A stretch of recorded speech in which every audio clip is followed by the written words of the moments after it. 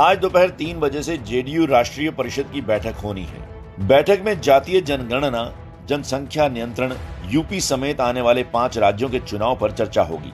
इसके साथ ही संगठनात्मक स्तर पर मजबूती की चर्चा को लेकर भी बैठक होगी। तो बिहार में एक बार फिर से पोस्टर वाली सियासत, और इस पर बात करने के लिए पटना से हमारे साथ हमारी संवाददाता निधि श्री जुड़ रहे हैं। निधि श्री, बैठक से ठीक पहले ये पोस्टर और उसमें सिर्फ नीतीश, मायने क्या है इन पोस्टर्स के? जी बिल्कुल, देखिए इसके अलग अलग राजनीतिक मायने हैं, लेकिन सबसे महत्वपूर्ण माना यह है कि आज भी पावर सेंटर का मतलब जेडीयू में नीतीश कुमार है। मैं जेडीयू कार्यालय के बाहर मौजूद हूं और पोस्टर सीधा सामने ही दिखा देती हूं आपको। यहीं पर वो पोस्टर लगी थी ठीक आरसीपी सिंह को जब मंत्री बनाया गया उस वक्त, कि आरसीपी सिंह के पोस्टर से ललन सिंह को ही गायब कर दिया गया था और उन दिनों राष्ट्रीय अध्यक्ष के पद पर आरसीपी सिंह थे। जिसके बाद जो 2 गुट की बात की जा रही थी, जो 2 अलग अलग धारा जेडीयू में दिख रहा था, ललन सिंह और आरसीपी सिंह की, वो बिल्कुल साफ दिखाई दे रहा था और कार्यकर्ताओं के बीच भी एक तरीके से कहा जाए तो संदेश साफ नहीं था। लेकिन सामने पोस्टर देखिए, अलग अलग बातें जो है वो इसमें लिखी गई हैं। बगल में महात्मा गांधी की तस्वीर है और 3 पोस्टर आज की तारीख में जेडीयू के बाहर लगा हुआ है और तीनों ही पोस्टर में कहीं भी ना तो आरसीपी सिंह दिख रहे हैं, ना ही ललन सिंह की तस्वीर दिखाई दे रही है। तो एक तरीके से इन तीनों पोस्टर को लगाने से पहले देखिए, आज राष्ट्रीय परिषद की बैठक है। ये बैठक जो है हालांकि 3 बजे से होनी है, लेकिन जो भी कार्यकर्ता यहाँ पहुंचेंगे, चूंकि अलग अलग जिले से कार्यकर्ताओं को यहाँ पहुंचना है, जो भी कार्यकर्ता पहुंचेंगे यहाँ पर, उनके लिए एक संदेश साफ तौर पर देने की कोशिश की गई है कि नीतीश कुमार ही मुखिया हैं और जेडीयू का मतलब नीतीश कुमार। लोगों के बीच किसी तरीके का कंफ्यूजन ना हो। सामने पोस्टर पर क्या लिखा है ये देखिए, प्रकृति आवश्यकता की पूर्ति करती है परंतु लालच की नहीं। तो एक तस्वीर के साथ साथ संदेश देने की भी कोशिश की गई है कि ललन सिंह और आरसीपी सिंह के बीच को लेकर के जो गुटबाजी की बात चल रही थी, राष्ट्रीय अध्यक्ष और केंद्रीय मंत्री बनने के बाद जिस तरीके से 2 अलग अलग धारा दिख रहा था, आज की तारीख में एक संदेश कहीं ना कहीं दिखाने की कोशिश की गई। और बिहार में पिछले दिनों जिस तरीके से पोस्टर की राजनीति होती आई है, हम सब ने देखा कि किस तरीके से पोस्टर लगाकर बिना कुछ कहे एक संदेश अलग अलग तरीके से नेताओं की तरफ से आम लोगों को भी दिया जाता रहा है। तो एक नया पोस्टर लगाया गया और संदेश यही कि जेडीयू मतलब मुखिया मतलब नीतीश कुमार। जी निधि, बहुत शुक्रिया इस जानकारी के लिए। तो 2 खेमे में किस तरीके से जेडीयू अपने आप में बढ़ता नजर आ रहा है, आपको निधि बता रही थी। चलिए वैसे छत्तीसगढ़ का रुख कर लें, क्योंकि वहां भी सियासत जोरों पर है। छत्तीसगढ़ में सीएम की कुर्सी के लिए चल रही लड़ाई दिल्ली दरबार से एक बार फिर से रायपुर पहुंच गई है। लेकिन अभी भी ये साफ नहीं है कि क्या सीएम भूपेश बघेल और स्वास्थ्य मंत्री टीएस सिंहदेव का झगड़ा खत्म हुआ या फिर नहीं। भूपेश बघेल का अंदाज बता रहा है कि वो पद पर बने रहेंगे, लेकिन सिंहदेव परिवर्तन का इशारा दे रहे हैं। दिल्ली में राहुल गांधी से मुलाकात के बाद मुख्यमंत्री भूपेश बघेल रायपुर पहुंचे तो एयरपोर्ट पर नजारा देखने वाला था।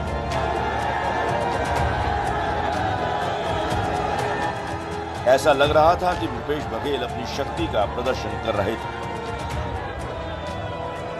मुख्यमंत्री भूपेश बघेल दिल्ली से रायपुर आने के बाद यहाँ जो कार्यकर्ताओं का हुजूम है उनसे मिल रहे हैं और उनका अभिवादन स्वीकार कर रहे हैं। बड़ी संख्या में देखिए सुरक्षा बलों को मशक्कत करनी पड़ रही है, लेकिन उत्साहित कार्यकर्ता भूपेश बघेल के ऊपर फूलों की वर्षा कर रहे हैं, तख्तियों को लिए। ये सब लोग जो है स्वागत कर रहे हैं मुख्यमंत्री भूपेश बघेल का और वो कार्यकर्ताओं से मिल रहे हैं। तो कुल मिलाकर ये देखिए कैसे फूलों की बारिश हो रही है। और एयरपोर्ट में उतरते ही मंत्री रविंद्र चौबे ने विक्ट्री का साइन दिखाया है और ये भूपेश बघेल यहाँ पर देखिए कैसे जो कार्यकर्ता उत्साहित हैं उनसे मिल रहे हैं। दिल्ली में राहुल गांधी और प्रियंका गांधी के साथ सीएम बघेल की करीब 3 घंटे तक मुलाकात चली। इस लंबी मुलाकात के बाद से ये कयास लगाए जा रहे हैं कि अब सीएम के 2.5 साल का मसला खत्म हो गया। सूत्रों के मुताबिक कांग्रेस आलाकमान ने सीएम बघेल को 2.5 साल बाद मुख्यमंत्री का पद छोड़ने के लिए कहा था, लेकिन जिस तरह से बघेल दोबारा दिल्ली गए और उनसे पहले बड़ी संख्या में कांग्रेस के विधायक दिल्ली पहुंच गए, उसके बाद से ये कहा जाने लगा कि सीएम बघेल की कुर्सी बच गई।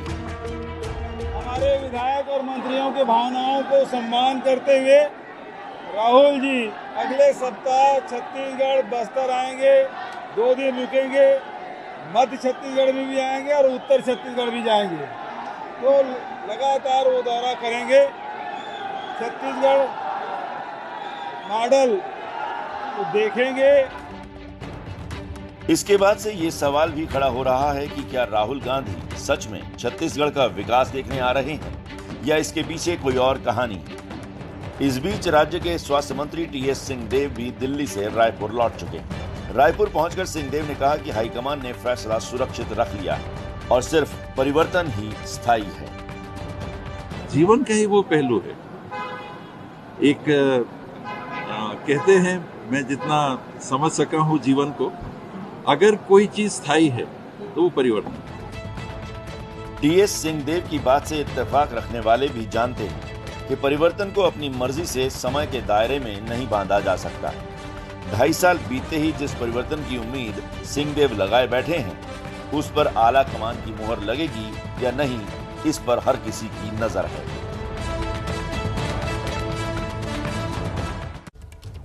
तो सवाल अभी भी यही कि क्या छत्तीसगढ़ का जो विवाद है वो सुलझ गया है। इस पर बात कर लेते हैं। हमारे साथ रायपुर से हमारे संवाददाता ज्ञानेंद्र तिवारी जुड़ रहे हैं। ज्ञानेंद्र, अब तो वापसी हो गई है, बघेल भी वापस पहुंच गए हैं और टीएस सिंहदेव भी, दोनों ही कॉन्फिडेंट दिखाई दे रहे हैं, लेकिन सवाल अभी भी वही कि क्या भाई झगड़ा सुलझ चुका है?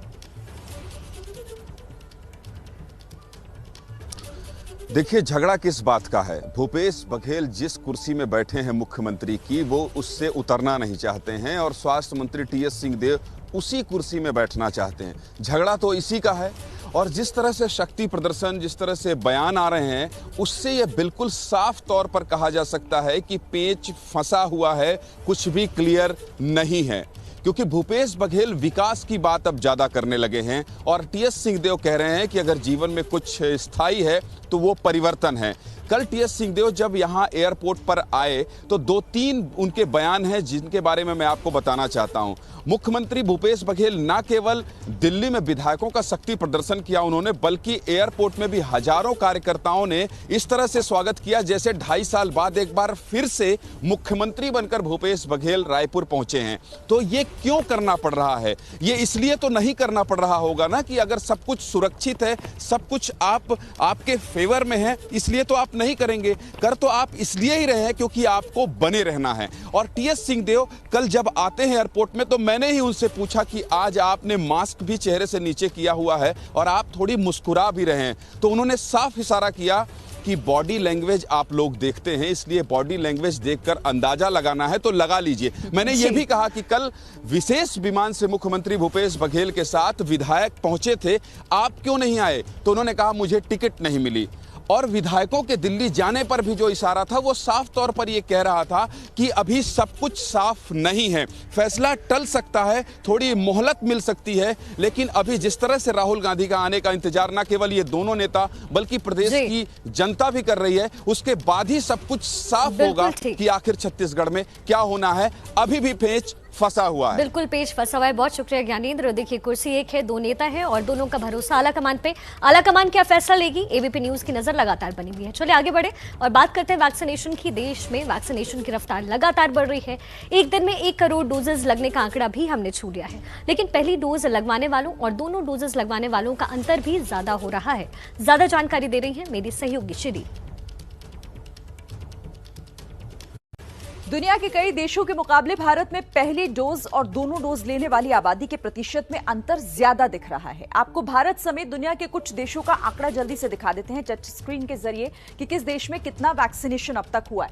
बात सबसे पहले भारत की करेंगे तो देखिए, दोनों डोज 10.7% लगाई जा चुकी है। पहली डोज की अगर हम बात करें तो 36.1% ये आंकड़ा।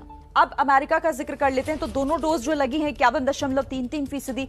पहली डोज का आंकड़ा भी देखिए 60.5% का है। अब बात इजराइल की करें तो इजराइल में जो दोनों डोज का आंकड़ा है वो है 62.2% का और पहली डोज देखिए 67.66%। इजराइल के बाद अब ब्रिटेन का आंकड़ा भी देख लीजिए। ब्रिटेन में दोनों डोज जो लगी है वो 62.13% है और जो पहली डोज है वो 70.25%। इसके बाद कुछ और देशों की भी बात कर लेते हैं, जिसमें जर्मनी की अगर हम बात करें तो ये आंकड़ा देखिए आप, दोनों डोज 59.6% दोनों डोज का है और पहली डोज 64.32% अब तक वहां लगाई जा चुकी है। बात ब्राजील की करें तो 27.65% दोनों डोज का आंकड़ा है और पहली डोज यहां पर 62.1% लगाई जा चुकी है। आखिर में बात अगर हम पाकिस्तान की करें तो यहां का भी आंकड़ा देख लीजिए, बेहद कम है, 6.78% दोनों डोज का आंकड़ा है और यही पहली डोज की बात करें तो 17.74%। तो ये देश भर का आंकड़ा, लेकिन आपने देखा कि भारत किस तरीके से वैक्सीनेशन की दिशा में रफ्तार के साथ आगे बढ़ रहा है।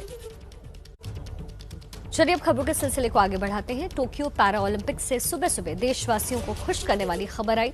भारत की टेबल टेनिस खिलाड़ी भावना पटेल ने सिल्वर मेडल जीता। भावना की इस कामयाबी पर पीएम मोदी ने भी उन्हें बधाई दी है। तो गुजरात में भावना का पूरा गांव इस वक्त जश्न मना रहा है। महिला सिंगल्स के फाइनल्स में भी भावना का मुकाबला चीन की खिलाड़ी से हुआ। गोल्ड से हालांकि भावना चूक जरूर गई, लेकिन उनका सिल्वर मेडल जीतना भी कम बड़ी उपलब्धि नहीं है। टोक्यो पैरा ओलंपिक में भावना ने सिल्वर के रूप में पहला मेडल देश को दिलवाया है। बेटी की जीत पर पिता हसमुख भाई का क्या कहना है, आइए आपको सुनवाएं। सिल्वर मेडल जीता है, ये हमें आनंद है और उसका हमें भव्य स्वागत करेंगे और देश और दुनिया और गांव और परिवार का नाम इन्हें रोशन किया है, ये हमें खुशी है। चीन के खिलाड़ी को हरा के सिल्वर मेडल लेके आई और हमें भव्य खुशी है।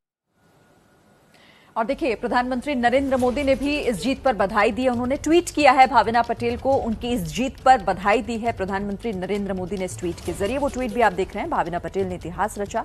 भावना इतिहास रच रही हैं, सिल्वर मेडल घर ला रही हैं। जीत के लिए उन्हें बधाई। उनकी जीवन यात्रा प्रेरित करने वाली है और युवाओं को खेलों की ओर आकर्षित करेंगी भावना। तो टोक्यो पैरा ओलंपिक से बड़ी खबर, भारत की झोली में पहला पदक पैरा ओलंपिक में आ गया है। इसी के साथ फिलहाल नमस्ते भारत में वक्त एक बहुत छोटे से ब्रेक का है, आप कहीं मत जाइएगा, देखते रहिए एबीपी न्यूज।